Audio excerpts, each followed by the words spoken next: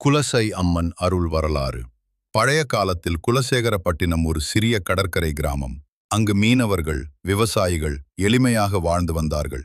ஆனால் ஒரு காலத்தில் அந்த ஊரை கடுமையான நோய்கள், பஞ்சஞ்சம் மற்றும் அசுர சக்திகள் துன்புறுத்தினதாக சொல்லப்படுகிறது. அப்போது பராசக்தியான அம்மன் மக்களை காப்பாற்ற முத்தாரம்மன் வடிவில் அவதரித்தார். முத்து என்றால் ஒளி, தூய்மை.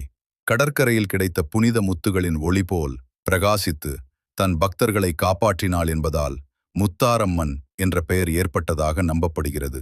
அம்மன் முதலில் ஒரு எளிய மரக்கோலத்தில் தங்கி அருள் புரிந்தார். ஒரு பக்தரின் கனவில் தோன்றி, என்னை இங்கு பிரதிஷ்டை செய்து வழிபடு, உன் ஊர் வளம் பெறும் என்று அருளுரைத்தாராம். அதன்படி மக்கள் சேர்ந்து ஒரு சிறிய ஆலயத்தை கட்டி வழிபட்டனர். அப்போதிலிருந்து கிராமத்தில் அமைதி, வளம், ஆரோக்கியம் நிலவத் தொடங்கியது. தசரா திருவிழாவின் சிறப்பு. அம்மன் மகிஷாசுரனை வென்ற நினைவாக ஒவ்வொரு ஆண்டும் நவராத்திரி காலத்தில் பெரிய திருவிழா நடைபெறுகிறது. 9 நாட்கள் விரதம் இருந்து 10ஆம் நாள் அம்மன் மகிஷாசுரனை வதம் செய்யும் நிகழ்ச்சி நடைபெறும்.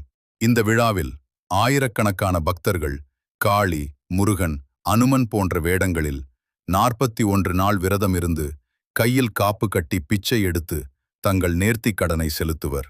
இது சாதாரண திருவிழா அல்ல, பக்தி, ஒற்றுமை, தியாகம் நிறைந்த ஆன்மீக அனுபவம். கடலோர அம்மன்.